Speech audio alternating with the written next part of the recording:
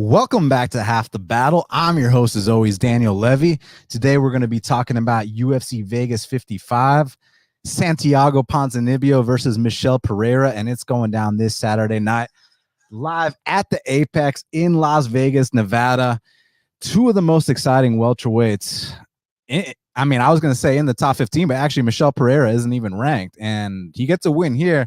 And I have a feeling he will be ranked, and you got a guy in Santiago Ponzinibbio who, at one point, he was on a 7-fight win streak, and he had a near-death experience. We're dealing with a guy who was literally about to fight Usman. Like, he was only like a plus 150 dog to plus 160 dog against Kamaru Usman, and then had this bacterial infection that put him out of action for a long time. The guy, he lost a ton of weight. He thought he was going to die. They were even talking about this guy dropping down to 155 pounds. Like that's how bad shit got for Santiago Ponzinibbio. Real quick, people are like, Dan dreams about Jamal Hill every night. Actually, today's my boy Jamal Hill's birthday, so happy birthday, Jamal Sweet Dreams Hill, the future of the light heavyweight division. Thiago Marreta Santos is in deep you know what, so happy birthday to my boy. But back to this fight, guys. Look, Santiago Ponzinibbio versus Michel Pereira. This is the main event. Let's just get that out the way real quick. But before I talk any further, let me just tweet out that I am live right now so that we can get some more people in here. And everybody do me a huge favor and smash that like button, hit that subscribe button. I truly, truly appreciate it. And we're going to talk about Michel Pereira versus Santiago Ponzinibbio, which is the main event between you and me.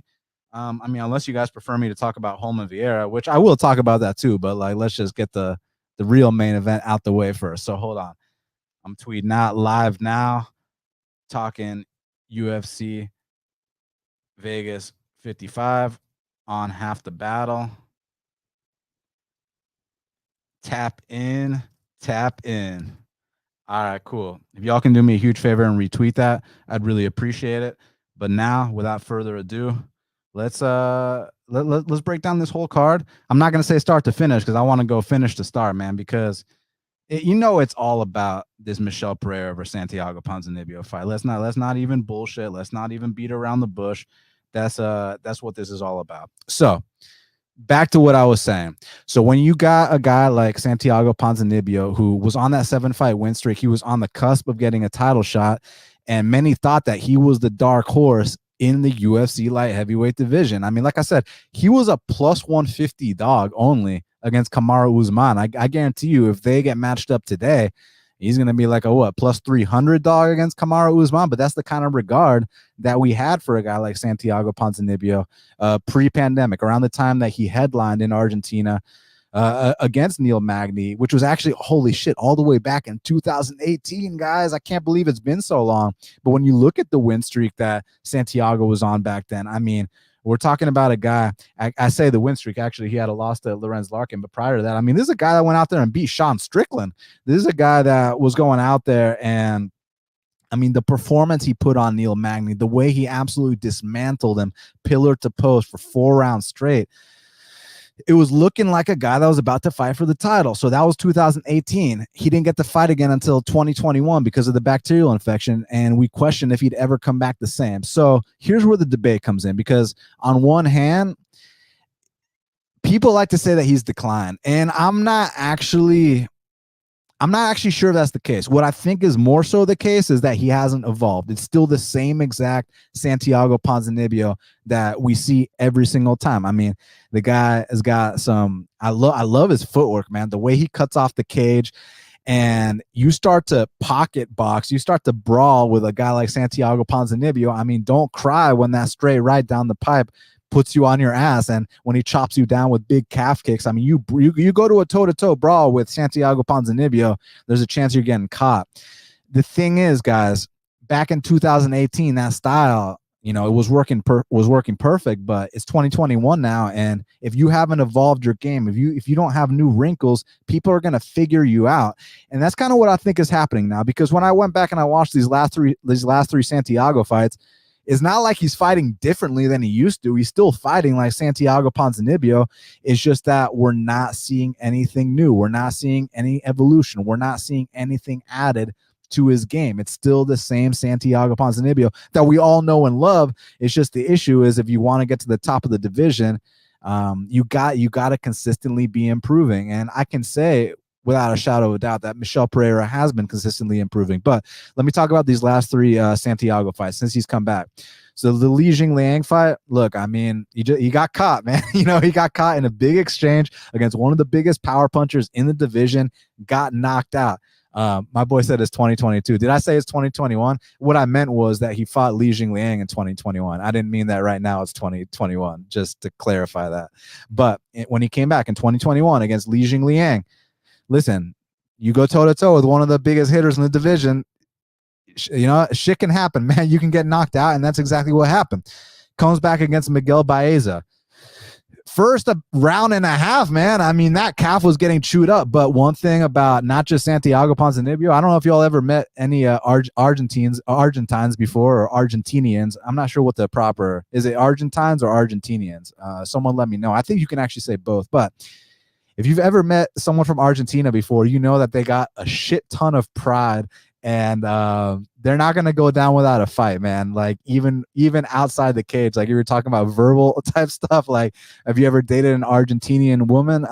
Let's just say that they don't go down without a fight. So listen, the Miguel Baeza fight, Miguel wasn't able to knock him out. So Santiago was still there pushing in the late second round, stole that round, and then clearly won the third round. And that's just the kind of heart that this guy Santiago has. And you can reference his heart all the way back to his UFC debut in 2013 against Ryan LaFleur. He was in a deep submission attempt, did not tap.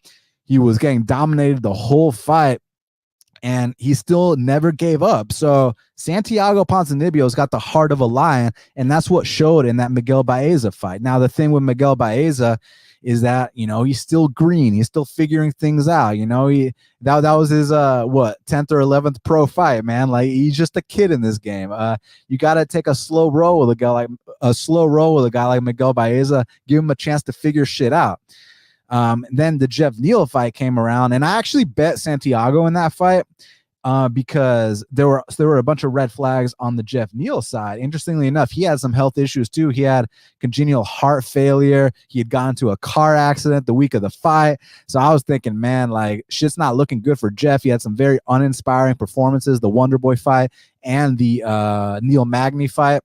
So they go in there, and first two rounds are pretty close. Third round was unanimously scored for Jeff Neal in that fight. And y'all got to go back and watch in between the second and third round of the Jeff Neal fight. Coach Saif Saud, the kind of talk he gave Jeff Neal in between rounds is like, I'm gonna make that my alarm clock. You know what I'm saying, man? That dude Saif Saud, he'll go at you, man. And he told Jeff Neal, he said, stop dabbing him up and get in this guy's ass. So I know that might sound a certain way, but what he meant by that was take it to him. And that's what happened in that third round. And usually Santiago's the guy that starts off a little bit slow and starts to ease into the fight as it progresses. And that was not the case in the Jeff Neal fight. So was that a sign of a possible decline? I don't know, because he's still out there trying to fight like Santiago. But on the other side of things, let me say this. When I watched that fight with Jeff Neal, I was thinking to myself, man, when both these guys come back, I'm going to fade both of these guys. So another thing about Santiago, man, like, we love the fact that in the pocket, when he backs you up against the fence, when he starts letting those combos go, when he finally finds a home for that straight right, I mean, he's devastating. The only thing that I've had a criticism for, not just lately, but even back in the day, was that Santiago is there to be hit. Santiago gets hit a lot. You go back to even his fight against Court McGee, where he ends up knocking him out in the first round. Man, Santiago was getting tagged up in that fight. You go to that Mike Perry fight, like, it was not the smooth sailing that you expected it to be. And obviously these last three fights haven't been smooth sailing at all. So while I'm not sitting here saying Santiago's done, because I don't think he's done at all. I still think he fights with a lot of heart. I still think he's a very dangerous guy. And I still think that you show this guy any kind of weakness, he's going to capitalize. It's just more so of a thing where there's not going to be any surprises with Santiago Ponzinibbio. He's not going to come out here and point fight. He's not going to come out here and try to hump your leg. He's not going to just try to, coast, and then steal around in the last minute. That's not how Santiago Ponzinibbio fights. Santiago Ponzinibbio fights like a man. And I know in 2022, we can't say like a man anymore because people are up in their feelings. But growing up, I mean, we know what that means, man. I mean, and that's no disrespect to the women. Like, it is what it is. That's an expression. Santiago fights like a man. He fights with his balls, man. And now to Michel Pereira. He's an interesting cat because he's a guy that was fighting at 85s back in the day, and he dropped to 170 pounds, which I think was the right move for him. And that debut he had against Danny Hot Chocolate Roberts was one of the best debuts I've ever seen in all my years watching this sport. And it was the kind of debut that you literally go out there and you school a guy in a way where you look like you're a character from a video game. And I know that that's gotta just pump up your ego in a way where, you think that you're untouchable. You think you're invincible. You think you're this god. So he goes out there that next fight against Tristan Connolly, a guy who, let's be honest, has no business in there with him. And like, they fight 10 times and I'm betting Michel Pereira those next 9 times. Like, that fight wasn't about what Tristan Connolly did right. That fight was about what Michel Pereira did wrong. I mean, 10 backflips during the walkout, 3 backflips during the fight, goes for guillotines and loses position. Like, it was just like, dude, like, what are you doing? It was like that Danny Roberts knockout got to his head so much that the guy thought he was God's gift to planet Earth. He had to learn his lessons the hard way. The Diego Sanchez fight. Now, while we all kind of think he low-key won and Diego, wanted out, still, I kind of wanted to see Michel go out there and put him out in the first round. So I was kind of like, what's going on here? But he took he comes back 7 months later against Zelim Imadaev. And let me tell you something, man. I wouldn't say he looked like a brand new man because he was still doing the things that we love seeing him do, but he was more focused. He was more dialed in. He was able to go the 3 rounds hard. And that's what I like to see. Goes in there and he absolutely schooled Imadaev in a way where, I mean, we were seeing Showtime kicks. We were seeing slaps. We were seeing just all kinds of crazy shit. That was the performance where I think he turned the corner mentally, because physically he's always been there. I mean, the techniques have always been there. It's just about him turning the corner mentally, because when you have some of the athletic capabilities that a guy like Michel Pereira has, when you can do things that other guys simply can't do, like, dude, we're all human here. It probably got to his head. His ego probably exploded. But I feel like these last 4 fights, we've been seeing a guy come into his own. We've been seeing a guy figuring out his style. That Chaos Williams fight, I mean, look, Chaos Williams, win or lose, this guy is one of the most powerful and destructive hitters in the welterweight division. I mean, even in that fight, he lost against Randy Brown, and shout out to Randy Brown for catching that dog bed. But Randy Brown had to go through some shit in that fight. It was not smooth sailing. Like, Chaos Williams can crack, and Chaos Williams did crack Michel Pereira. Michel Pereira even did a little subtle wobble in that first round when he was charging at Chaos Williams. But, he's got the resolve. He found a way to work around it, and he low-key went out there. It was 1-1 going to the 3rd round. He stole that 3rd round. Like, so those are the kinds of things I like to see. Nico Price fight, I mean, I kind of felt like he schooled him those first 2 rounds, but then he got tired in that 3rd, lost that 3rd, but he was able to hang on. The Andre Fialho fight kind of took the first round off, and Fialho is a very you want to brawl in the pocket with a guy like Fialho, there's a chance he knocks you out. I mean, just ask those last 2 guys he fought. Just ask Miguel Baeza. Just ask Cameron Van Zandt. You know what I mean? So Andre Fialho can bang, and I'm excited for his fight with Jake Matthews. But I want to say this. If you go back right now, if you pause this and you go watch that 2nd round of Michel Pereira versus Andre Fialho, some of the stuff he was doing in that 2nd round is just stuff that other guys simply can't do. And if you can just dial it in, hone it in, not get too carried away with the bullshit, with the antics, I mean, I think this guy's got a bright future, and I think he can be a potential top 15 guy.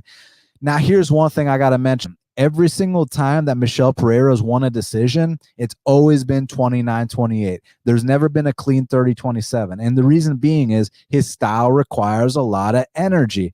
So it's one of those things where Hold on. Rick the Ruler said WMMA isn't on the level with the guys, but it isn't as bad as people say. I agree, man. I love the women. I just personally think that Pereira versus Santiago Ponzinibbio is better than Holm versus Veieira. Just that fight specifically. I mean, there's tons of amazing lady fights. So I don't want this to look like a slight on the ladies. I just feel like this is my main event. So that's why I'm talking about this first. But back to what I was getting at. If you look at all the decisions that Michel Pereira's won, there's never been a single 30-27. So you just got to pay attention to that. Like, he's got to take at least one round off in all of these fights because of how much energy he uses. Now, he's gotten a lot better of conserving that energy. But, man, back to that Fialho fight. You look at that second round and some of the shit he was doing, the speed he's operating with. I'm very, very impressed. Now, here's what I'm worried about. I'm worried about, obviously, him gassing out. You gas out against a guy like Ponzinibbio, you back up against the fence against a guy like Ponzinibbio and don't have much left in the tank. And I mean, let's just keep it 100. He is going to absolutely tee off on you. So that's what I'm most worried about. But on the other side of things, Santiago is there to be hit.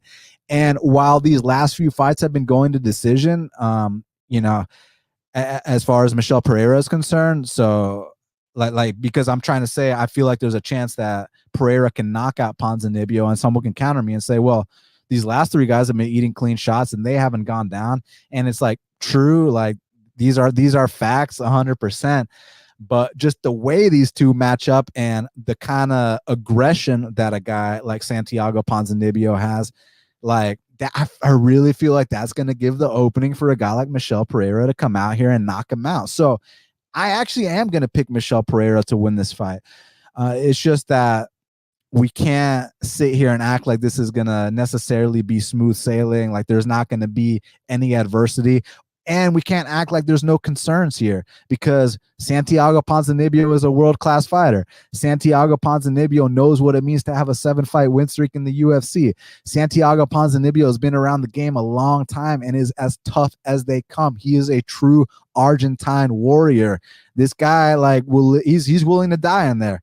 And again, if you go back and you watch a fight between Michel Pereira and Dusko, and that was at 185 pounds, where Michel got knocked out. Now, granted, he's come a long way since then, but the only reason I'm referencing that fight is because what happened there is what I'm scared of happening here. I do not want Michel Pereira backing up against the fence, completely gassed against a guy like Ponzinibbio who can cut off the cage, and he starts getting off. He's like a shark, man. He senses a little bit of blood in the water, and he's going to absolutely go off, and that's what I'm worried about here. But if, let's say Michel doesn't get the knockout, if the knockout does not happen, he's just got to survive one of these rounds, man. Because I know Santiago's coming here to fight. I know Santiago's going to bring it, and I know Santiago's a true warrior. Now, let's talk about the odds real quick. So currently they got it, Michel Pereira minus 125, the comeback on Santiago Gente Boa Ponzinibbio. Gente Boa means nice guy in Portuguese, or good guy. Is plus 105. So I was wanting to bet Michel at minus 115, minus 110, minus 120. I know it's only 5 cents difference here, minus 125, but the number does kind of matter to me. I'm kind of going to wait it out because I just don't want to fall into that slight chalk trap, which tends to often happen from time to time. And there's also a possibility that this is the fourth appearance Santiago's made since his recovery, since the incident he had where he almost died. So maybe he's starting to feel more comfortable in there. Now maybe he feels like he's got his footing back under him. It's just that when you go back to that Jeff Neal fight, it was a red flag that he unanimously lost that third round. Like, that's not something I'm used to in Santiago fights. I'm used to Santiago starting slow, getting tagged up, and then he starts to find his range. And when he does, boy, look out, right? So that's the thing I'm concerned about here, man. So I do have Michel Pereira because I think there's a big speed difference in this fight, and I think Santiago is there to be hit. But the reason that it's not this big bet, the reason that it's not this ultra confidence is because I know exactly how we're going to lose if we lose this fight, and that's Michel Pereira gassing up against the fence, which is not what you want to do against a guy like Santiago Ponzinibbio. But back to my reasoning for taking Pereira. Ponz being there to hit is not just something new from this current, 3 fights he's been on. This is something that's been going on throughout his entire career. Like, I'm not even just talking about the Lorenz Larkin fight where he got knocked out. What about even the Sean Strickland fight where he won? He got dropped twice in that fight. The Court McGee fight. Yeah, I know you look on Wiki and it says he won by first round knockout, but dude was getting tagged up in that fight. And I just don't want to see him come out here getting tagged up against, a guy like Michel Pereira. Like, I get that these other guys have been surviving, but I would say that a guy like Chaos Williams has a rock chin right now. Not that Santiago doesn't, but Santiago, his chin is right there to be hit. And it doesn't matter about, do you have the best chin in the world or this or that? I mean, like, you eat those flush shots on the right spot. It doesn't matter who you are. You're getting knocked out. So I'm going to pick Michel Pereira to come out here and knock out Genchi Boa Santiago Ponzinibbio, but I still have the concerns that I mentioned. If he starts to gas out, if there's no knockout, if this fight, goes into deep waters and, Michel's expended a lot of energy and then Santiago's starting to get off on some big shots, that's the concern. Santiago's a warrior. Santiago's not going to go down without a fight. Santiago is truly willing to die in there. He's an Argentine warrior. So this is such an amazing fight, man. I mean, this is literally, this is the main event as far as I'm concerned. So that's all I got to say for now regarding that fight. But I'll come back to it if I feel like there's anything I left out. But I think I pretty much covered it. All right, co-main event of the evening in the women's bantamweight division. We got Holly Holm. She's 14-5, taking on Ketlen Vieira, who is 12-2. Currently, they got it Holly Holm minus 250. The comeback on Ketlen Vieira is plus 210. So Holly Holm currently 40 years old. She'll turn 41 in October. Hey, shout out to Holly Holm. She's a fellow Libra like myself, so that's what's up. Last time she performed, she fought admirably, man. I mean, against Irene Aldana. Now, granted, that was all the way back in October 2020, man. I mean, it's 2022. It's been almost, not quite, but almost a full year. I mean, almost a full 2 years since then. So, I mean, how's she going to perform now in her 40s? I mean, I'm not saying she's going to look bad or anything, but, it's not like she's entering her prime or anything like that. It feels like maybe she's exiting it. And I know there's the MMA math where you look at, well, Irene Aldana knocked out Ketlen Vieira in the first round, and Holly Holm absolutely schooled Irene Aldana for 5 straight rounds. But I just can't look at it like that because they match up differently, completely differently stylistically. I mean, when you look at Irene Aldana, what's she known for? She's known for her volume boxing, right? And with Ketlen Vieira, I mean, she's known for those foot sweeps. She's known for her trips. She's known for her submission game. She's known for her top control. And what's up with this one dude? Firstly, spell my last name right. Secondly, it's funny you say that with your name. But hey, I ain't judging, man. Just wishing a happy birthday to my boy. But back to this. The difference between this and the Irene Aldana fight is that Irene Aldana, from the jump, you knew she was going to go out there and box with Holly Holm, and it just turned out to be a bad idea. Whereas, like, if Ketlen decides to do the same thing, then, she probably deserves to lose this fight. I just don't really foresee that being the game plan here, man. I mean, she's got to come out here and go out there and find those opportunities for those takedowns, those trips, those sweeps. And if she gets on top, you got to hold her down for the remainder of the round. You got to go for those submission attempts. I mean, she is a Nova União black belt. I mean, she's got the credentials. My issue with Ketlen Vieira is this. So she had so much momentum after the Kat Zingano fight, right? And then she came back, what was it? Over a year later against Irene Aldana because she had like a serious surgery. I don't know the details of what the surgery was. I just know that she hasn't quite looked the same since that surgery. So I'm wondering if now she's similar to Ponzinibbio, if now she's starting to feel more comfortable in there, if she's starting to get her feet back under her. She went out there, definitely beat Sijara Eubanks, but that Yana Kunitskaya fight, it was a bit controversial to some people because Ketlen Vieira definitely controlled the minutes of the fight. It's just that, like, with the last 10 seconds, Yana Kunitskaya would like reverse position and then start getting off on some big shots, and it would sway the judges, and she'd get the points back and even get some more of her own, and she won the decision that way. And then the Miesha Tate fight, I don't want to put too much stock into that either. Reason being is that, well, Miesha Tate retired a long time ago, guys. And Miesha Tate, when she came back, she was in there against Marion Renault, who I got a ton of respect for Marion Renault. I mean, we're talking about Marion Renault, someone who back in the day submitted Jessica Andrade, right? It's just that at the point when Miesha Tate fought Marion Renault, Marion Renault was already 45 years old, man. She was on her retirement fight. It was 1 foot out the door. So Miesha Tate was basically a beneficiary of Marion Renault, just being at the end of her run. Whereas now, whereas when Ketlen fought Miesha, it was back to like, how much stock are we putting into Miesha beating Marion Renault, right? Like I was just kind of like, it was two old ladies having a fight. One of them was retiring, right? And Ketlen Vieira treated Miesha Tate accordingly. It's just that the reason that I don't want to put too much stock into that is because I think that Miesha Tate, she retired in 2016 or something like that. I don't think Miesha Tate has any championship aspirations. What could you imagine what Amanda would do to her for a second time? Or actually, the champ now is Juliana, excuse me. But still, could you imagine what either of them will do to her? They'd break her. So hopefully, at least, Ketlen Vieira has taken some confidence from that fight.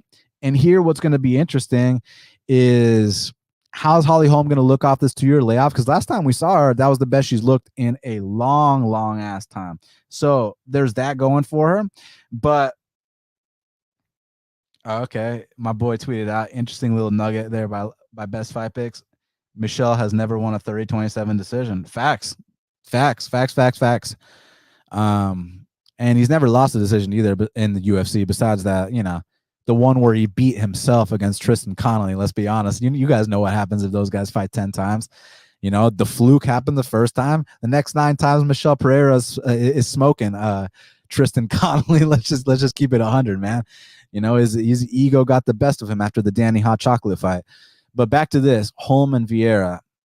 Can Vieira regain that form that she had prior to her surgeries? Like, the reason that I don't want to put too much stock into Vieira beating Tate is the same reason I don't want to put too much stock into Tate beating Marion Renault. And that being said, with Holly Holm, I hate to put it in such simple terms, but it is striker versus grappler. I mean, if Holly Holm can keep this on the outside, throw those side kicks, pot shot the jabs, run around the ring, make those sounds, and stuff the takedowns, then she's probably going to come out here and win this decision. It's just about, can we rely on Ketlen Vieira to land takedowns in 3 of these 5 rounds and secure a judge's decision, or possibly even come out here and get a submission? I don't think she's going to get the best of the boxing exchanges. But let me say this: maybe yesterday I was on a Twitter Spaces with a couple of cool dudes, and one of them suggested that maybe Vieira could have some success with leg kicks, and that'd be interesting to see if she could kind of maybe slow down the movement of Holly Holm with leg kicks and take it from there, and then from there hope to set up those entries to those takedowns, or just use Holly's momentum against her, get some kind of trip, some kind of judo throw, something like that. Because I do think if she gets on top of Holm, she's probably going to keep her there for the remainder of the round. So this is a tough one to call. And then the thing I don't like is the -250, -260 price. I'm not laying -250, -260 on a 40-year-old, like period. And then at the same time, like, it is dog or pass in my eyes, but like, am I really trying to lay this +2, or not lay, but take a shot on this +200 on Vieira when there's so many question marks, there's so much circumstantial things going on with the opponent she's fought, and coming back after that surgery just hasn't looked the same. So this is a fight I just want no part of. But if you're going to bet it at these current odds, I would say it's dog or pass. I guess if you got on Holm earlier, I understand, but at -250, I would relax personally. So that's my take on that fight. So featured bout in the middleweight division. Now, this should be really good. Now, before I talk about Chidi and Njokuani, versus Dusko Todorovic. Everybody do me a huge favor. Smash that like button, hit that subscribe button, comment, share, retweet, do all those things to help this channel grow. I sincerely appreciate it. And I saw some people were trying to co-program me today. What y'all think about that? Was that a low blow, or is it just part of the game and we just take it on the chin and move on? It was kind of interesting though. But anyways, back to this featured bout between Chidi and Njokuani, who's 21-7, taking Dusko Todorovic, who is 11-2. Currently, they got it. Chidi, holy shit, Chidi's minus 230. The comeback on Dusko Todorovic is plus 195. So, on one hand, my feeling, like just like my initial thought of this fight was like, you cannot fight Chidi and Njokuani with your chin straight up in the air and your hands down. Like that's just something that can't happen, man. So right away, like if these guys bang for enough time, if Dusko wants to come out here and test his stand-up against a guy like Chidi and Njokuani, he is going to hit the deck. But on the flip side of things, you go back to Chidi's Bellator days, even his fight against Andrei Koreshkov, he got taken down one time and the fight was over shortly after. Now, granted, I don't remember exactly what year that happened. I'd be willing to say it was around maybe half a decade ago. Let me look it up to confirm. It was 2017, so you know, roughly around there. Like if Dusko comes out here and is able to take down Chidi and Njokuani, get on top of him, like I'm curious to see if he can ground and pound him out. I'm curious to see if he can keep that top control and neutralize a guy like Chidi. But let me say this, since that point that Chidi got embarrassed in those fights, he's worked his way up to black belt in jiu-jitsu. Now, I don't know the details. I don't know who he's training under. I don't know what that really means. I just know that at least he's addressing those things. And he feels like he's had the right amount of experience, you know, before getting to the UFC. He already had 27 pro fights outside the UFC before he got here, and he beat some legitimate competition. I mean, we're talking about a guy that finished Alen Juban with body kicks. We're talking about a guy that went out there and beat Max Griffin on the regional scene outside the UFC. So Chidi Njokuani is very experienced. And if you guys remember his brother, Anthony Njokuani, back in the WEC, there was a time when this guy won 3 back-to-back knockouts of the night against Bart Palshevsky, against, what was the name of the dude that looked like a little kid? And in the knockout, the kid was running away from him, and Anthony head kick knocked him out. Chris Hordecki. You guys know, if you were around back then, you know who I'm talking about. And there was another one along the way too. So like Anthony, his brother, like at one point was one of the funnest strikers to watch in the WEC, even had an amazing fight with Edson Barboza in the UFC. But Chidi, my big like complaint with Chidi, minus, you know, the past issues he's had on the mat, is that sometimes I feel like he takes it easy on his opponents, man. Like I max bet him against Melvin Gillard. Melvin Gillard's a former 55er. Chidi's an 85er.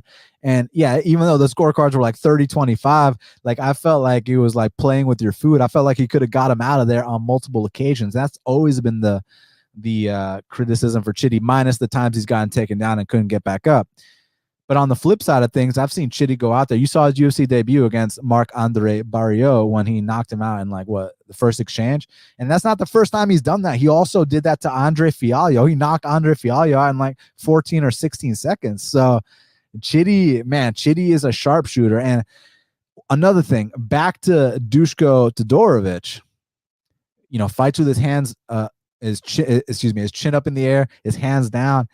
And in that Maki Pitolo fight, so I know officially it says it's a first round ground and pound stoppage, and we'd love, you know, if you're betting on Dusko at these odds, you'd love to see Dusko come out there and get a first round ground and pound stoppage. But man, those entries to those takedowns were very, very sloppy. The reason he was able to get Maki Pitolo down is because Maki Pitolo, he saw an opportunity for a guillotine and he jumped to his back.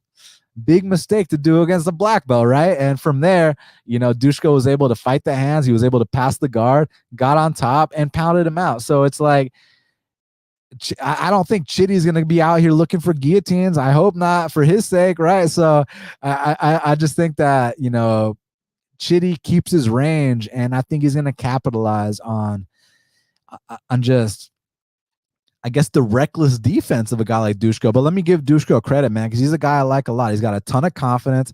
His head movement. Now, when he's not getting clipped, it's very pretty to watch, right? He fights with his hands down and he relies on his head movement. And again, when he's not getting hit, I love seeing it. It's just when he does get hit, I mean, you know, your chin straight up in the air, your hands are down. Like what do you expect? It doesn't matter how good your chin is, man.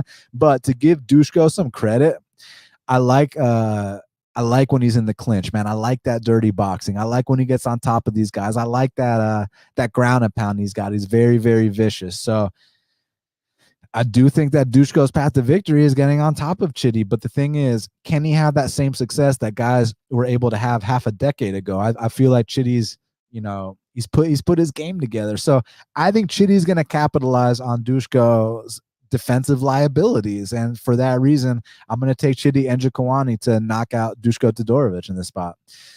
Now, next up, we got a match between Polyana Viana. She's 12-4, taking on Tabatha Ricci, who is 6-1.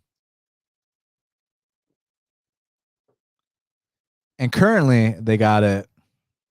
Tabatha Ricci -130. The comeback on Polyana Viana is +110. Interesting fight. I'm not sure, because like on one hand, like I ain't trying to lay no minus nothing on Tabatha Ricci. On the other hand, the way they match up stylistically, Polyana Viana is historically known for going out there, and she's solid at those arm bars from guard. She's solid at taking the back and choking people out.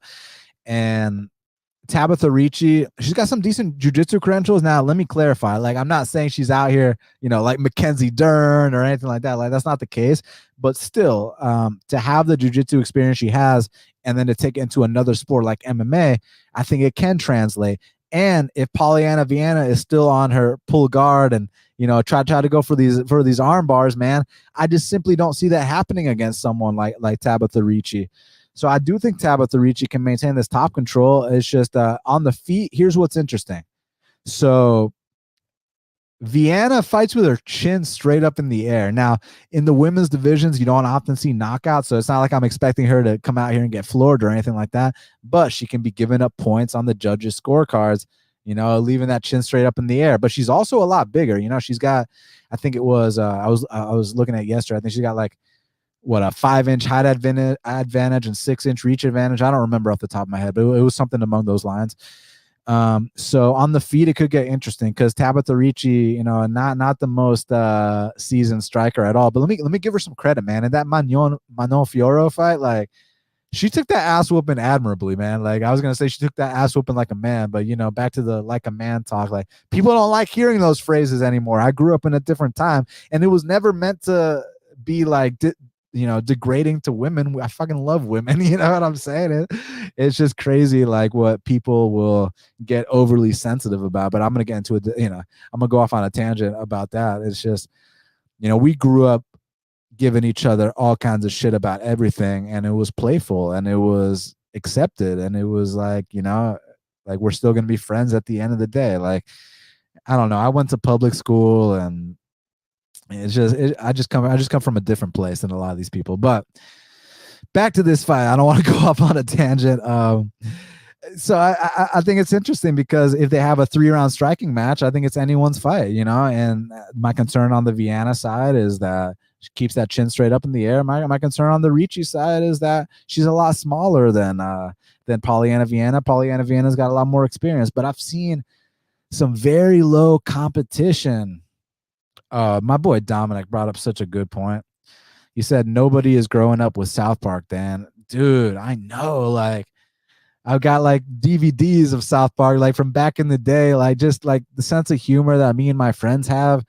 It's like we used to be able to laugh about everything, and like my friends come from all walks of lives, man. Like, doesn't matter if you're black, white, Jewish, Asian, Hispanic, like gay, straight, atheist, like whatever, like, as long as you're a cool person, like, we all Muslim, like, we all accept each other, man. Like, so where I came from, like, we were able to joke around with each other, man. Like, and nowadays you can't even make the jokes I want to make anymore without like people labeling you things that you're clearly not. It's just it really bothers me. But that, again, I can do it. I really don't want to turn this into that discussion. And one thing about Half the Battle is I want to bring people together, man. I mean, like Bilal Muhammad, he's Palestinian. You guys know my last name, right? You guys know like that my people and his people are supposed to hate each other, but me and Bilal Muhammad have had a great friendship for like 7 years, man, because it's all about peace and love. It's all about acceptance. It's all about putting the bullshit politics to the side, man.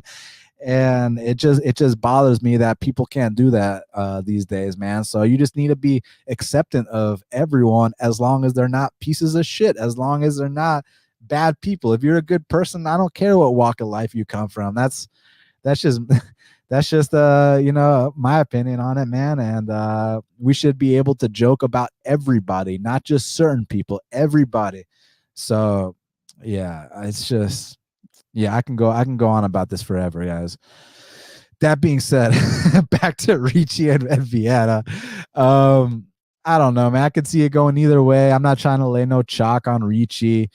Not necessarily interested in taking the shot on Viana either, because I've seen much lesser fighters beat her. I saw Veronica Macedo finish her in the first round. I saw Hannah Cyphers go out there and beat her in a 3-round decision. It's just, I don't fucking know. I'll lean Ricci though. But let's see. Now this one should be good. We all in the main card. We also got a matchup between Eryk Anders, who's 14-6, taking on Yong, the Iron Turtle Park, who is 13-5. And hold on a second. Let me just see something. Oh, okay, never mind. And currently they got it.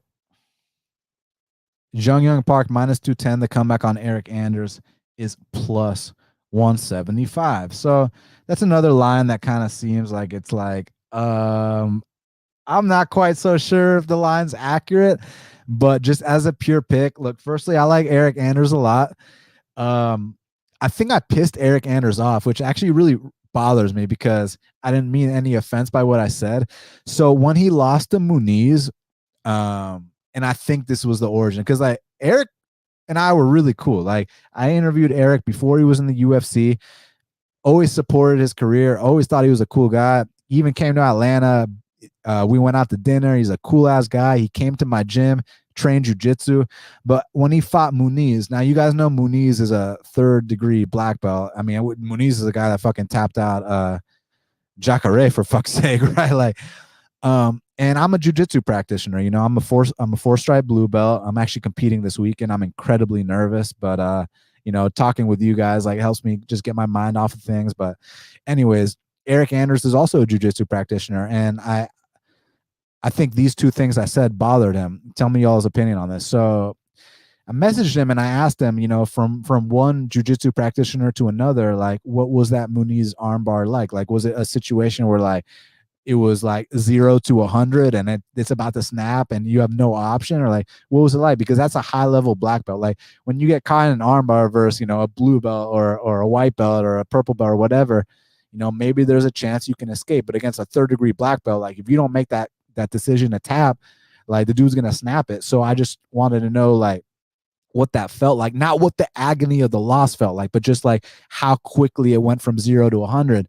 And I don't think he liked that, which is unfortunate, man, because hold on a second. Hey, Charles Barkley, who are you talking to me or someone else? But anyways, yeah, I think he thought I was like rubbing it in his face when I clearly wasn't. I was just genuinely curious from one jiu-jitsu practitioner to another. And then I also made a tweet saying this. I said that I'm glad that Eryk tapped instead of letting his arm break, because now he can come back in the first quarter of 2022 instead of having to take like a full year off, which like I am glad about. I'm not glad that he lost the fight.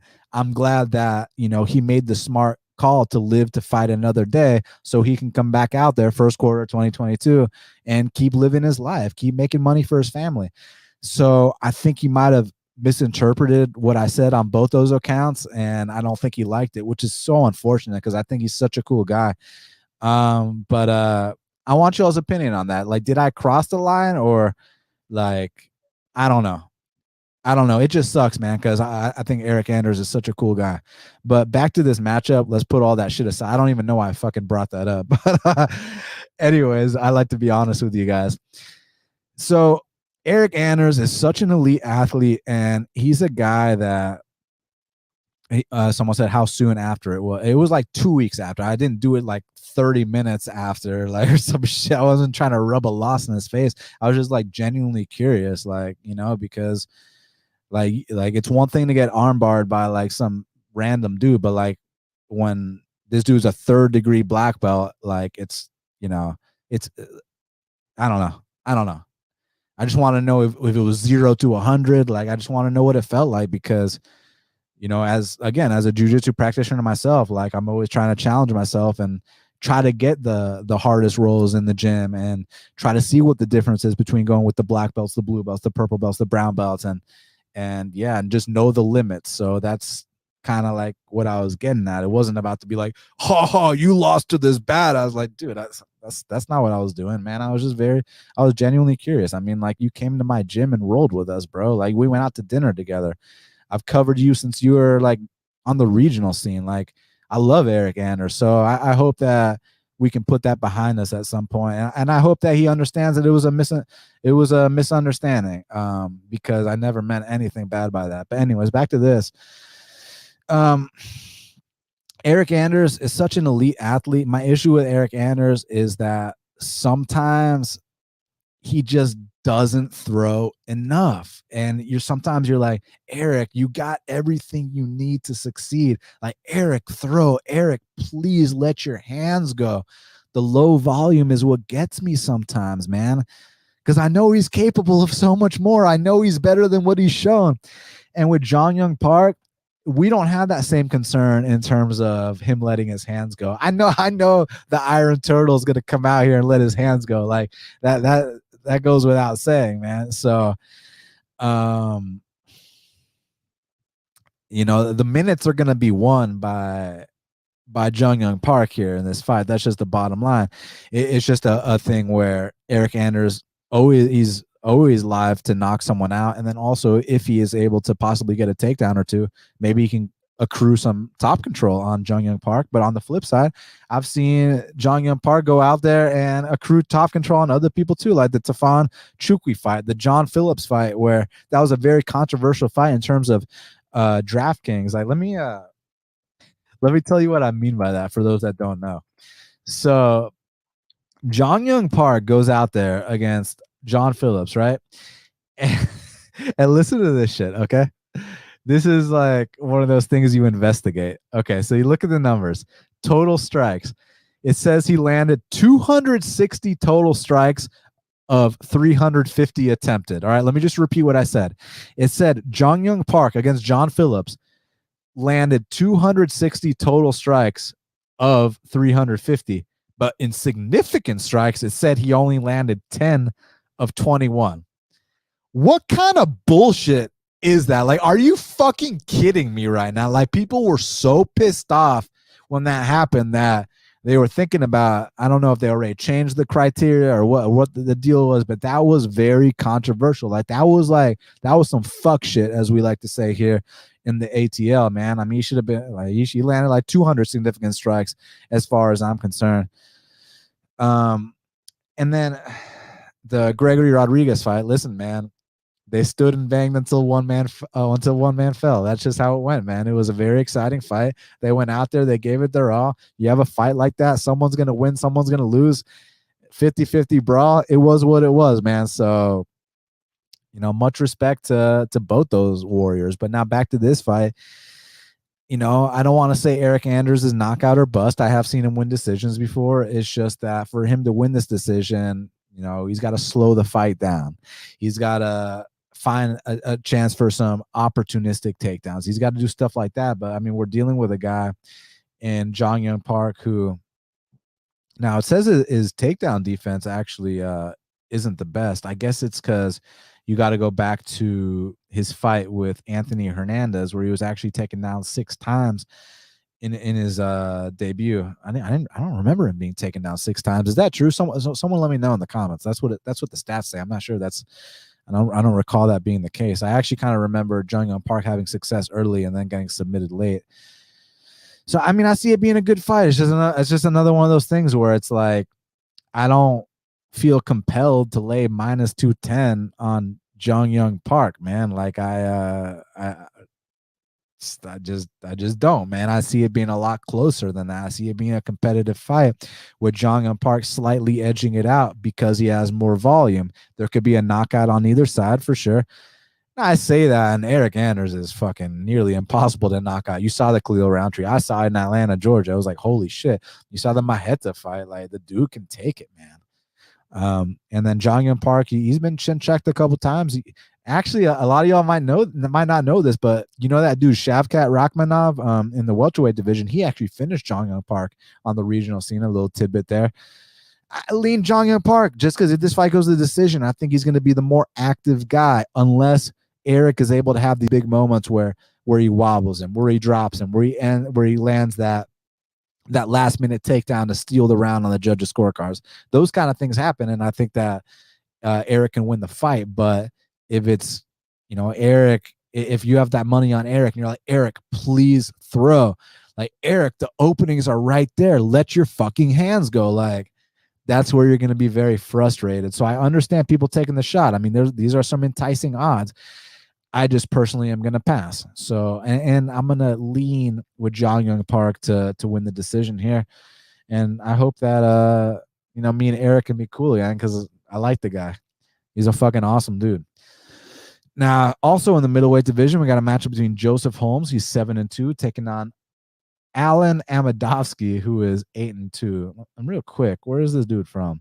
Macedonia. North Macedonia. Interesting. Do we have any other fighters from Macedonia in the UFC any y'all know about? Billy Brisman said, best fight, half the battle. I see y'all got the guest list out. When y'all bringing on Billy Brills? Is that you, Billy Brills? Hey, send me like a clip of you talking fights, man. I gotta know what the deal is.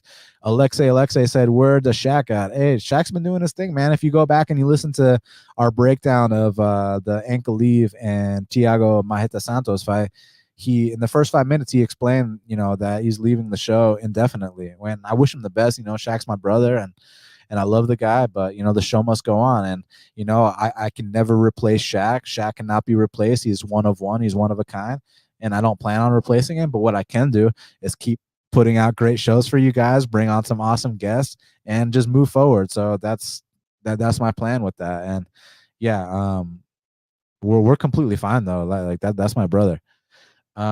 But anyways, back to Joseph Holmes and Alen Amedovski. It's an interesting fight. I mean, I say interesting fight. It's a very low-level fight. But there's certain things going on here. Joseph Holmes is massive compared to this dude. I mean, we're talking about 6'4" versus 5'10". Joseph Holmes is also significantly younger. He's about 7 or 8 years the minor here in this fight. And it's just one of those fights where while Joseph Holmes was born in 1995, he's a kid. He's learning from his mistakes. I'm not sitting here saying he's gonna, project to be this, project to be that, but you don't gotta project to be this or project to be that to go out there and beat Alen Amedovski.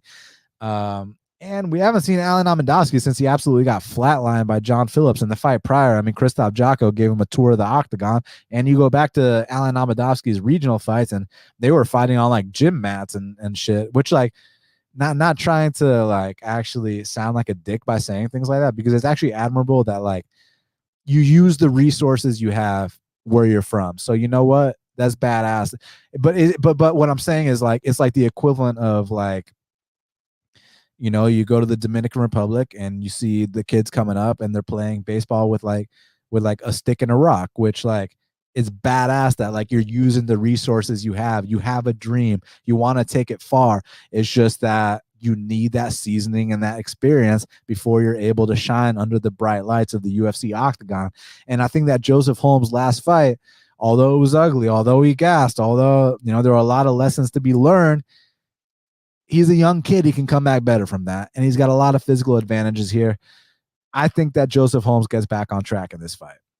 Don't know how. Knockout, submission. I don't know, because I don't know much about Amedovski. Like, he's taken some time off. Maybe he's made some big strides. Maybe he's changed gyms. I don't know shit about the guy. But what I do know about him is that the 2 UFC fights, I mean, Christoph gave him a tour. John Phillips knocked him out in like under 20 seconds. And prior to that, he was fighting on gym mats in third world countries, which, again, it's admirable that you're following your passion and you're using the resources you have. That's I'm not knocking that. The thing I'm saying is that that kind of experience doesn't necessarily translate to success at the highest level. That's all I'm saying by that. So for those reasons, I'll take Holmes. It's just about, are you really trying to lay, minus 200 on Joseph Holmes? I mean, I'm not, but at the same time, if Amedovski just simply doesn't belong, then maybe there's a case for it, right? Maybe Joseph Holmes is an entry level UFC fighter, while Alen Amedovski just doesn't belong. So, I saw someone, I forgot who it was, put like a 8 or 7 unit bet on Holmes, and maybe they're onto something. Maybe Amedovski just simply doesn't belong. This is the fight that's going to let us know that. So let's see what happens. Now, next up in the heavyweight division, we got a matchup between Parker Porter, he's 13-6, taking on Jailton Almeida. Maldinho, who's 15-2.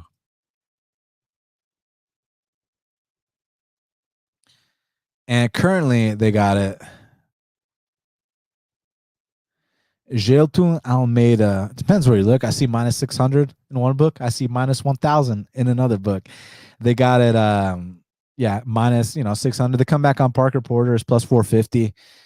Jailton Almeida, dude, I am so fucking impressed with this guy. Like, firstly, he's got the size. Let me pull up what the numbers are on that. Jailton Almeida says he's 6'3". Between you and me, he's 6'4". Got the 80-inch reach. He's got the size advantage minus the weight against an actual heavyweight. And what's so impressive about this guy is you look at his fight on Contender Series, right? And I know we haven't seen much footage on Jailton, but what we have seen, I've been like, yo, like who's this guy? Like, just as like a scout, I see this guy as a serious prospect, right? So he goes into Contender Series, fights that Russian, and like the dude's on his back and he's able to reverse position. Like, the guy, he's able to tap out, like, and it wasn't just some random Russian. It was like a serious Russian with UFC aspirations that could still make it to the UFC and do big things. And to tap a guy like that out, like, that was serious. Comes into the UFC against Danilo Marques, and I'm thinking to myself, well, it's black belt versus black belt. There's no way that Jailton's just going to come out here and just destroy this guy on the mat. And he goes out there and destroys that guy on the mat. It was like, oh shit. And like, usually with Danilo Marques, like, if you watch his UFC career, goes out there and dominates that Russian, goes out there the next fight, taps out Mike Rodriguez, no problem. I know he lost the Kennedy fight, but he at least still won the first 2 rounds of the Kennedy fight with, against Jailton Almeida. There wasn't winning, no minutes, no rounds, no nothing. It was just domination. So yeah, has he fought anybody? No. This, that, the other. I get it. But like, all your favorite fighters never fought anybody until they fought somebody. Like, that's just how this shit goes. So it's just about, are you a good talent scout or not? Can you spot potential or not? I mean, when you talk about like a sport like baseball, you got the scouts going to like the minor leagues, going to high schools, going to colleges, like scoping out these guys. Like, just because this batter hasn't been in there with Clayton Kershaw and Max Fried yet doesn't mean that with the proper seasoning and development that they can't have success down the line. Like, you saw that game with the Chicago Cubs the other day, where that dude, on his first ever at bat as a major leaguer, he made his debut, hits a home run in his first ever at bat. The pitcher he was up there against, I mean, I'm sure that guy's got years of major league experience on him. So to me, it's just one of those situations where it's like, yeah, just because he hasn't fought anybody, like, that doesn't mean that when he does fight somebody, he's not going to win. Like, so you just got to be able to scout the talent properly. And I think I am scouting the talent properly with this kid, Jailton Almeida. I'm very, very impressed. The size, the grappling prowess. I think he's making some strides on the feet, the confidence. And with Parker Porter, I mean, listen, he's got my respect. Parker Porter is the guy that fought John Jones on the regional scene. And I made like, I don't know if I want to call this a joke because I actually do think this tweet will age well. I said Parker Porter is going to be able to say that he shared the cage with John Jones and Jailton Almeida, because I do think Jailton Almeida is going to go far. And back to my boy, Sweet Dreams Hill, happy birthday to Jamal. Everybody wish him a happy birthday. Back when he had only fought nobody, I saw the talent. I was like, oh, this guy's going to make waves. And I feel the same way about Jailton Almeida. Yeah, has he fought anybody? No, but like, that doesn't mean that when he does fight somebody, he's not going to rise to the occasion. So, yeah, look, Parker Porter, tough guy, big leg kicks, experienced as hell. I like him, cool personality. But, and listen, it's heavyweight versus a light heavyweight, but I think skills are going to prevail here. Not that Parker doesn't have skills, would not discredit him like that. I just think that, we're looking at a potential top 10 guy in Jailton. I don't view Parker Porter as a future top 10 guy. I just view him as a solid journeyman that's going to win some, lose some, keep his spot on the roster for a little bit, and give us some entertaining fights. Whereas Jailton, I could see him actually, I could see him going places. So I just think that's the fundamental difference in a fight like that. So yeah, my pick is Jailton. I'm not laying minus 600, minus 800. If you guys are into props, maybe take a look at. I don't know. I don't know what the numbers are on that, but maybe the under if it's not too juiced. But yeah, Jailton for the win. Inside. Now, next up in the 55-pound division, 155 pounds, we got Omar Morales representing Venezuela. He's 11-2, taking on Uros Medic, who is 7-1, representing Serbia. And currently, they got it. Omar Morales minus 140. The comeback on Uros Medic is plus 120. Now, this is a very, very interesting fight for a variety of reasons. Now, firstly, I've had a lot of success betting on Omar Morales. I bet him against Gabriel Benitez, against Dong Young Ma, and against Shane Young. And he took care of business in those fights. But my issues from time to time with a guy like Omar Morales. Well, first, let me talk about the positive. The positive is the kicking game is on point. He's 36 years old, so you can make a case that he's either flat out in his prime or he might be exiting his prime, but he's only had like 13 pro fights, so he's not like a damaged goods kind of guy. Like he's like a young 36, right? And I still think he can do some big things. It's just I guess my issue is sometimes the volume is a little bit on the lower side. And Uros Medic, what's interesting about him is, firstly, he's a very long guy for 155 pounds. He's 6'1", but interestingly, he has like a kind of a shorter reach, a 71-inch reach for a 6'1" guy. That's kind of interesting. But what I really respect about a guy like Uros Medic is this. Uros Medic was a guy that was fighting on one of the consensus worst regional scenes in the entire sport, Alaska. And no disrespect to my Alaskans. It's just, put y'all's guys against our guys, bring some Alaskans to the NFC and let's see what happens. Actually, we have done that. Check out this dude, and all due respect, if he's watching, I respect you, brother. Who's the guy that my boy Robert Hale knocked out recently? I don't fucking remember his name, but we brought this dude over from Alaska, and my boy Robert Hale knocked him out in the first round. We brought him over. My boy Nasty Nate Williams gave him a 3-round tour of the octagon. Tyson Duckworth, that's the guy's name. Shout out Tyson Duckworth, really nice guy. And the fact that, hey, Tyson Duckworth, the fact that you were willing to fly from Alaska here to the NFC to test yourself against some of our top prospects, like, much respect, dude. Like, you got my respect. It's just the point I'm trying to make is that the Alaskan regional scene just ain't up to par. But to Uros Medic's credit, he's a guy that stepped outside his comfort zone, left Alaska, moved to California, training under Master Rafael Cordero at King's MMA. And I mean, if you want to improve, you got to leave your comfort zone. If you want to improve, you got to be surrounded by people like that.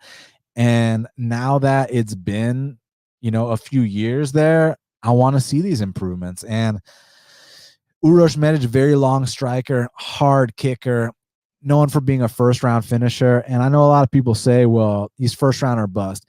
And I don't necessarily agree with that. To me, when you talk about first round or bust, that means that you have evidence when they go past the first round that they fall apart, right? Hey, someone,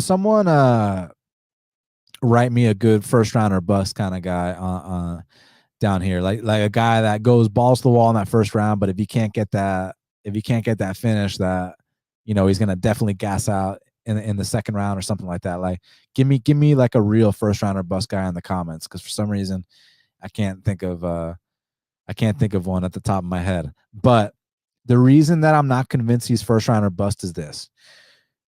Someone said Conor McGregor. That's funny. The reason I'm not convinced is this. Yes. Perfect example. Perfect fucking example. Rick the Ruler said Derek Minner. Exactly. Derek Minner is a guy that goes balls to the wall in that first round. And if he cannot get you out of there, he's going to fold up. We don't really have evidence that when Uros goes past the first round that things go south. Like, we just don't. So it's honestly a question mark. Maybe that happens, maybe that doesn't happen, but I don't have any reason to believe that that's the case. Like, seems like he paces himself. It's just when he smells blood, he goes for it. So the other concern I have for Uros Medic is him getting taken down. And sometimes he's like kind of like a fish out of water, right? But let me give him credit. In that Jailton Turner fight, he got taken down. He was in side control bottom. And I like the way that he recomposed his guard in that fight. He was able to get his butterfly hooks in. But here's what I didn't like.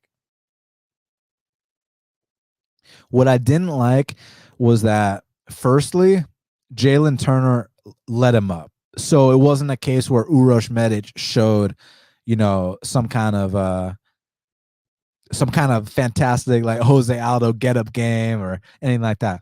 It was a thing where Jailton Turner let him back up. You want to stand and bang. Okay.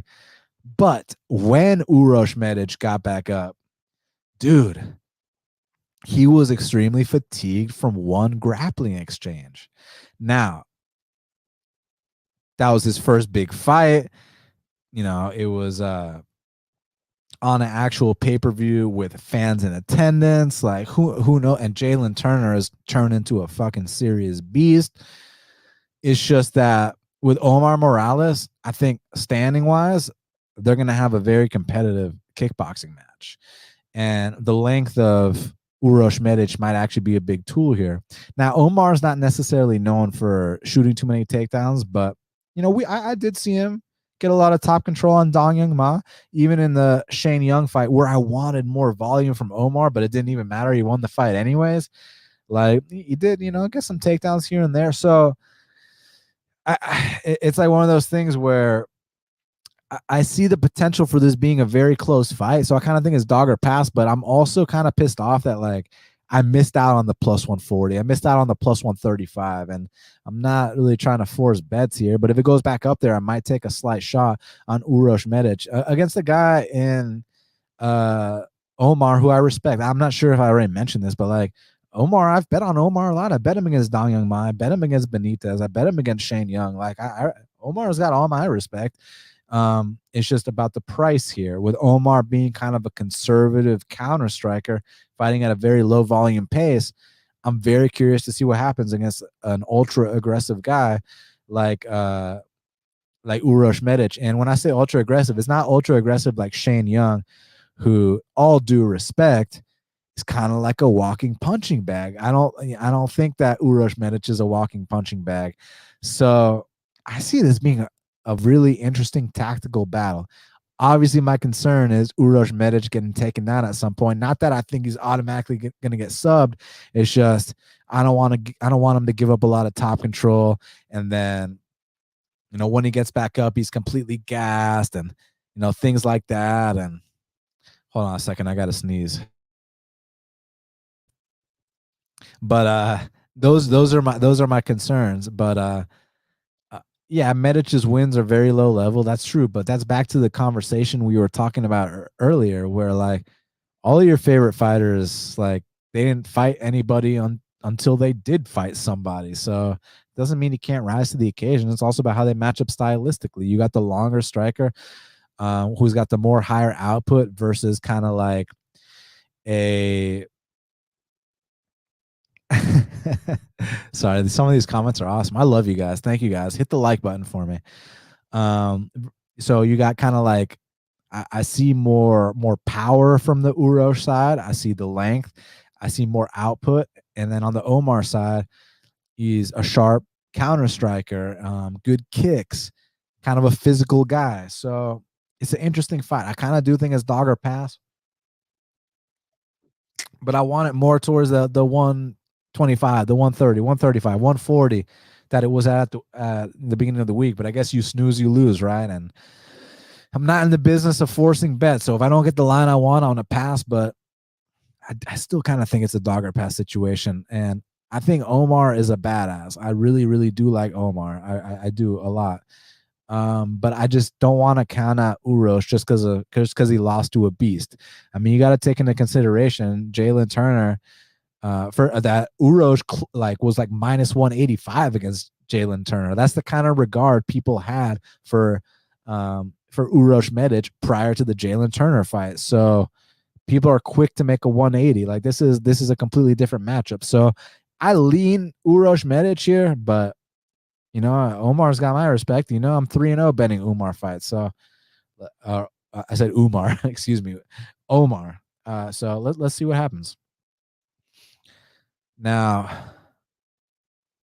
this one should be good. Next up in the bantamweight division, we got a matchup between Jonathan Martinez, he's 15-4, taking on Vince Morales, who is 11-5. And currently they got it Jonathan Martinez minus 225. The comeback on Vince Morales is plus 185. You know what? I got to give Vince Morales a lot of credit. Like Vince Morales, dude, you have my respect. And let me tell you why. Vince Morales was a dude that, like, I literally bet one of my friends that this guy will not be in the UFC this time next year. Like, I bet that like a couple years ago. And guess what? He was still in the UFC this time next year. And I just felt like he wasn't on the caliber. I just felt like he wasn't on the level. You know, I cashed on Chris Gutierrez in that leg kick destruction, and it was just easy ass money. But he took some time off. And before I bring up the take some time off and how he came back and has been looking better, he showed some glimpses here and there, man. I mean, you go back to that third round against Song Yadong, and I mean, he had Song Yadong backing up at times. Some people think that he might have even rocked Song Yadong at one point in that fight. So he's had these moments here and there. I heard this interview with him, and he was saying that, like, you know, he was just trying to play it safe. He was just trying to not take any risks. He was just happy to be in the UFC. Whereas now he kind of feels like he's coming into his own and that he's ready to actually show what he's all about. And I think these last two fights are a big step in the right direction. The thing with his opponent, Jonathan Martinez, is this. Look, the skills are there. I mean, sometimes when you watch him strike, it's beautiful. I mean, that step through knee, the leg kicks, the body kicks. I used to say he didn't have much boxing. His boxing's been getting better too. Everything's been getting better about Martinez. I like Martinez a lot. My issue with Martinez is that sometimes in these pocket exchanges, he is there to be hit. And it's happened on multiple occasions, man. I mean, you can go all the way back to his UFC debut against Andre Sukumtut. Is it Sukumtut or Sukumtach? But you know who I'm talking about, that guy. The dude, I'm not going to make any jokes, but Andre dropped him twice in that fight. You look at the fight with Andre Uhl, where it's like a lot of people thought that was this massive robbery, and like I get why, but I wanted to see even more from Martinez in that fight. You look at the Davy Grant fight, and it was like, man, he was doing so good early, but one of those big exchanges, and he just got flatlined. And against a guy like Vince, like if there's one thing that Vince Morales has, before I get to Vince, What about that Alejandro Perez fight? Like Alejandro Perez dropped Jonathan Martinez too. Jonathan is susceptible to getting clipped in these pocket exchanges. And if there's one thing Vince Morales can do, he can crack chins. I think it's a dog or pass situation. Look, I think that Jonathan Martinez is the better fighter here. I think he's got the more well-rounded arsenal. And if you want to bring up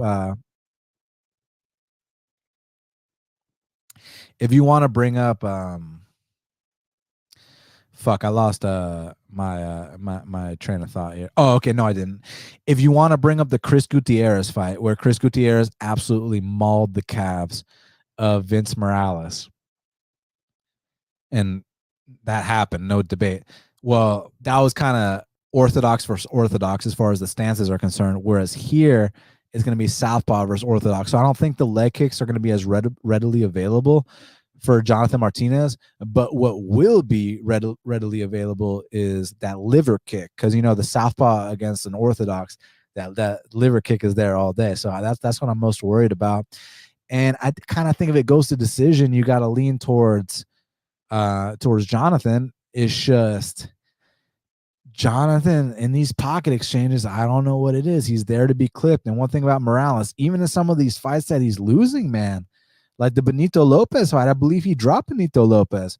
The Song Yadong fight, that third round was looking kind of sketchy if you had that big chalk on Song Yadong, man. So we might be looking at a live dog here. I mean, I'm going to take a pure pick on Martinez, but if I had to bet this fight, I might consider a 1-unit shot on Morales, because I finally think that he's starting to come into his own. He's starting to feel more comfortable in there. And at least like we're not dealing with that kind of hesitant, gun shy, play it safe guy that we had before that. You know, I made a bet with my friend that he wouldn't be in the UFC this time next year. I feel like now, like we might be actually seeing these big improvements, and maybe it's his time to shine. So he's live for a knockout. Do I think he's live to take down Martinez? Probably not. Do I think he's live to chop Martinez down or, you know, pin him up against the fence or clinch fight him? Probably not. But the kid's got a nasty right hand. Even in that fight he lost on Contender Series against Domingo Pilarte, which looking back didn't age well. But, you know, Domingo's got a win over Adrian Yanez. But we'll talk about that another time, because the ref was literally warning Domingo Pilarte for running away from Adrian Yanez the whole fight. But he has moments in fights. And one little pocket exchange where Martinez keeps that chin lifted up and Morales could capitalize. So I lean Martinez. I think he's got more tools. I think he's the more well-rounded guy. However,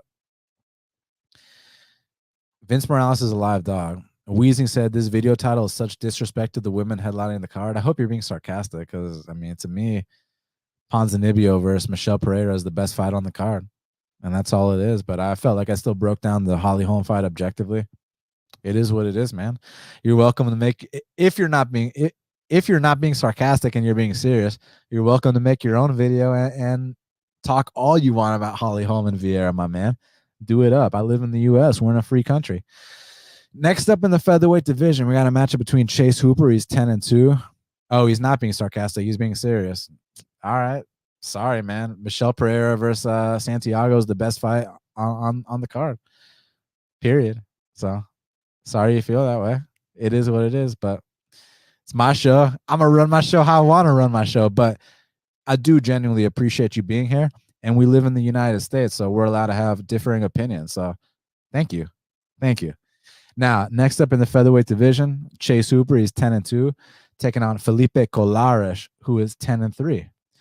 And currently, they got it. Felipe Colares, minus 180, taking on Chase Hooper, who is plus 158. And, all right, man. So, Chase Hooper, gotta love the kid's heart. I mean, the kid can just like take a whooping and then just pull out these subs just out of his ass. And he's done it on multiple occasions. And at some point, that's got to run out. But on the flip side, he is only 22 years old. So maybe there's a chance that he can come out here and show a different version of himself. I mean, let me check the last time he fought. Last time he fought was June 12th, 2021. So, somewhat close to a year off. Hopefully that's enough time for him to level up somehow, because like we like the kid's personality, we like his jujitsu, we like his toughness. It's just you can't keep getting your ass whooped and then pull out these submissions out your ass at the last minute. Like that's not gonna bode well for your UFC career. It's not gonna the longevity ain't gonna be there. And he's a bright kid, so I feel for him. And then Felipe Colares, on the other hand, speaking about taking damage, didn't Montel Jackson drop him like a million times? And it's like the chin on Felipe Colares is like, holy shit. Both these guys are black belts. Felipe Colares is actually a Team Nogueira black belt. It's a tough one because it's like I don't advocate laying minus 180 on a guy like Felipe Colares usually, but he's fighting Chase Hooper. So let me ask y'all yours opinion. Is this the spot where we make an exception and take chalk on Colares, who should like never be chalk, or has Hooper leveled up enough in this near year off where he can come out here a new man? He's only 22. Because like Chase Hooper, usually when he wins fights, he submits these guys, and Colares is a Team Nogueira black belt. I kind of don't see him getting tapped out, and I've seen him in some bad spots in the UFC getting his back taken, and he hasn't been finished. So I don't know. I mean, I lean Felipe Colares. I'm just not, I ain't trying to lay no minus 180 unless do y'all think that like literally anybody on the roster can beat Chase Hooper at this point? Like straight up, like let me pull up the roster right now. List of current UFC fighters. So real quick, let me just confirm the weight class. 45s. Okay. So featherweight division. Let me see which guys Chase Hooper could possibly beat. All right. So definitely not Joe Anderson Brito. The reason I brought him up is just because he's 1-1 in the UFC. So I'm looking at guys that are kind of at the beginning of their careers. Dude, it's tough. Okay, what about TJ Laramie? Who y'all got TJ Laramie versus Chase Hooper? You think that maybe that's one he could get?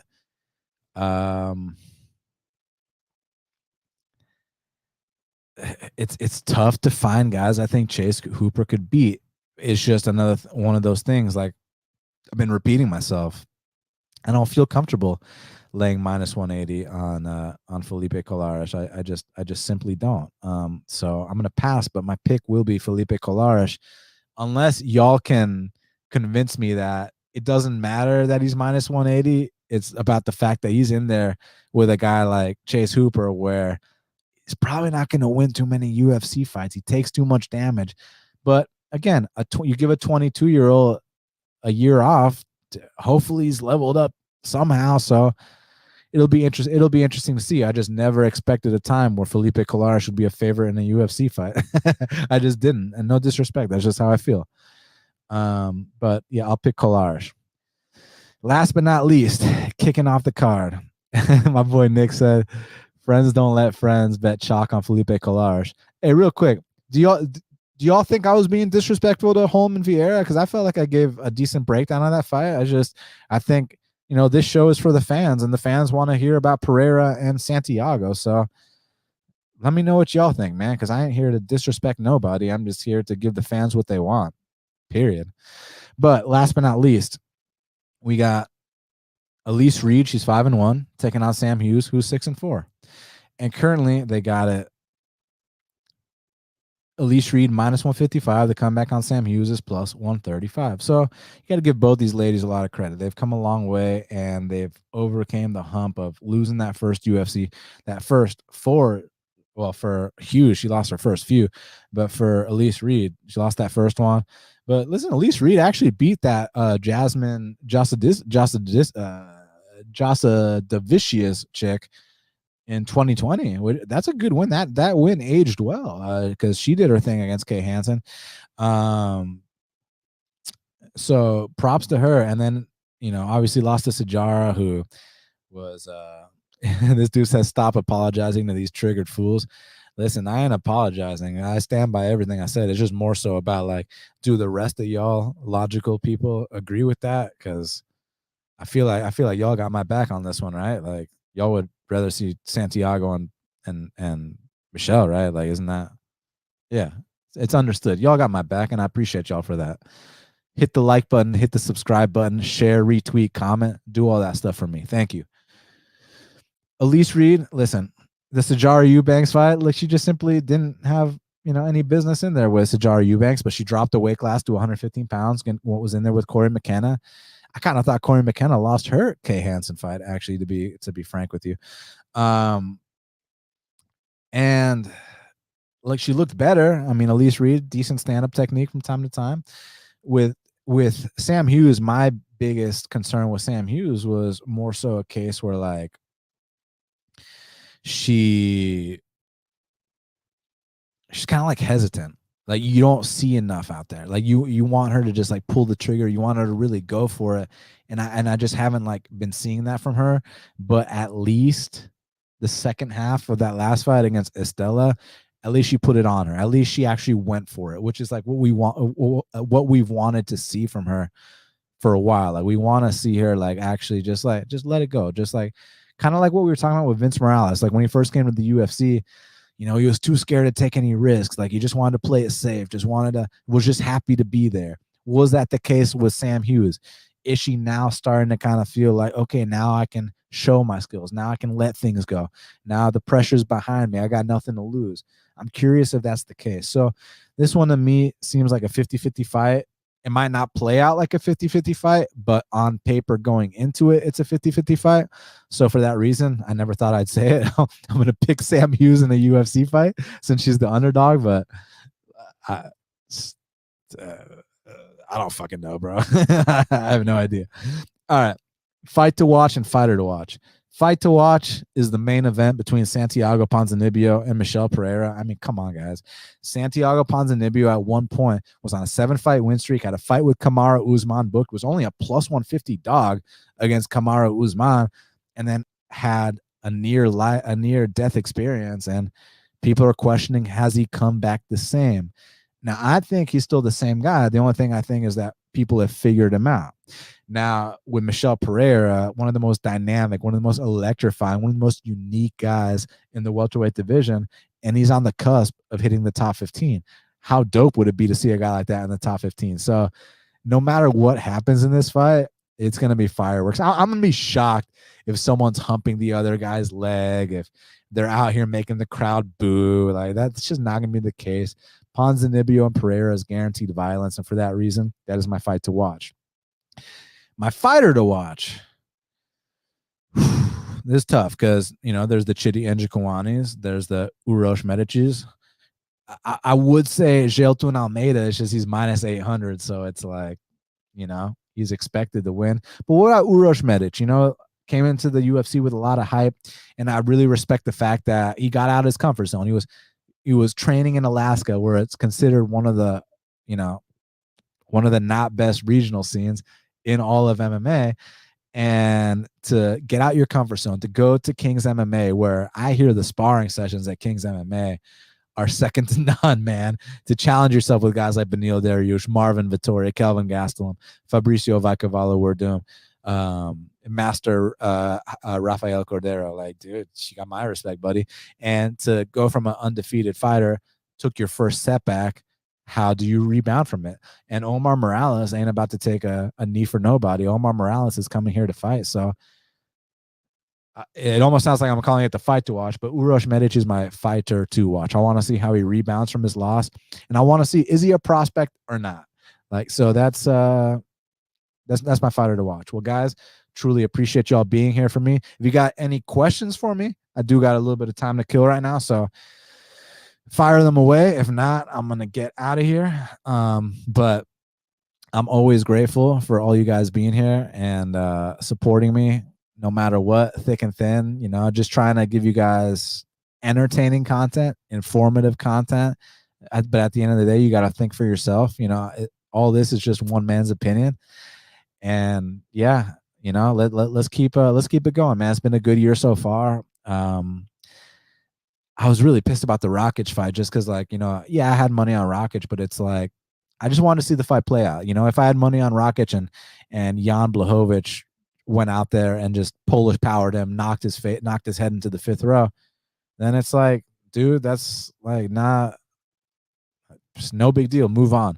But like when your guy clearly wins the second round, the momentum's starting to shift in his favor, and then he suffers like a 1 in 100 injury. It's like, dude, like that really, really bothered me, man. So yeah, I didn't like that. So, but back to this, man. I'm just excited to keep this thing going. So thank you guys again very, very much for your support. Charles asked me, do I got any bets? I mean, yeah, I was looking to bet Michel and Uros, but I feel like I missed the lines, and I'm not in the in the game of forcing bets or taking lines I don't like. However, if the lines get better and they're where I want them to be, then I will, consider betting on those. But honestly, my focus this weekend is someone said, what did you say about Ricci fight?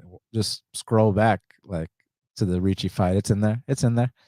But yeah, my main focus has actually been on my jiu-jitsu tournament this Saturday, because so a few months back I had a herniated disc and pinched nerves in my neck, and the doctor told me I could never do jiu-jitsu ever again. And I told the doctor to go fuck himself. And then I did like a bunch of physical therapy, got back on the mat. And this Saturday, I'm actually going to go do a jiu-jitsu tournament, and I'm doing it up 3 weight classes. Just because I don't feel like cutting weight. I'm just going to walk in I'm just going to go in there at what I walk in at, the weight class is light heavyweight. It's light heavyweight's not 205 for them. It's 194.5. I'm going to be walking in probably like 188, 190 against some bigger dudes. I think probably down the line, maybe drop a few pounds and fight at my normal weight class, but grapple at my normal weight class. But here, I just want to go out there and just test myself and just prove to myself that I can overcome the adversity I went through.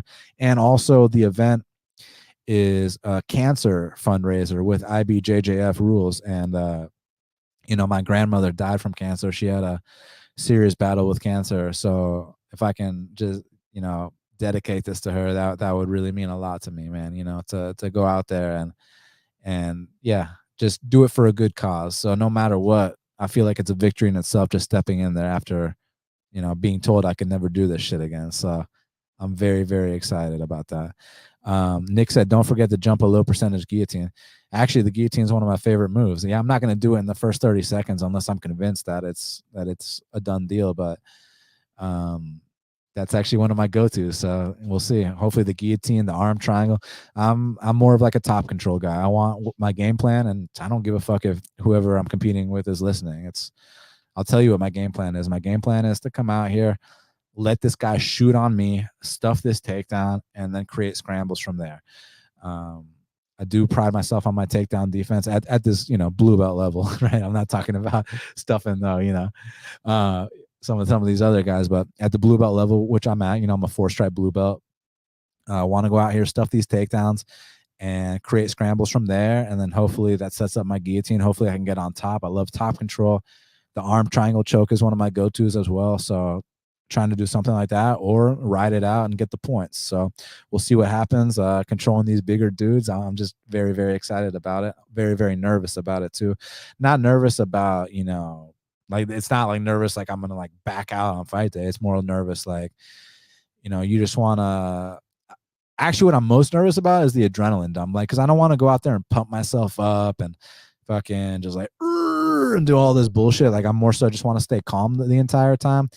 I just don't want to get so fucking tired that I can't feel my arms and I can't perform like I do in the gym and shit like that. So yeah, there's a lot of nerves revolving it, but I'm still gonna face my fears, go out there and do it and live with the results no matter what. So, and since I'm a 4-stripe blue belt, that means that my next promotion is my purple belt. So I want to get a few jiu-jitsu competitions in before I get my purple belt, because once you get to purple belt, it's a completely different game. So I need to get a few competitions in that blue belt, and then we got our purple belt later this year, and then smooth sailing. So guys, thank you so much for all your support, man. It truly gi or no gi, it's in the gi, this one. Yeah, this one's in the gi. Thank you guys very much for everything. Truly appreciate it, man. The fans, you guys are the reason we're still here. Thank you so much. Hit the like button, hit the subscribe button after this video is over, comment on it, share it, retweet it, tell the fans that if you genuinely enjoyed the show, tweet something about it, tell people that to check it out, or bring up something you like that I said, bring up something you don't like that I said. Just anything you guys do to help people, to help get some more eyes on this. If you genuinely enjoy this, it'd mean the world to me. So thank you guys very much for that. You can follow me at Best Fight Picks on Twitter. Subscribe to Half the Battle everywhere podcasts are found. Truly appreciate everybody's support. And until the next time, let's cash these bets.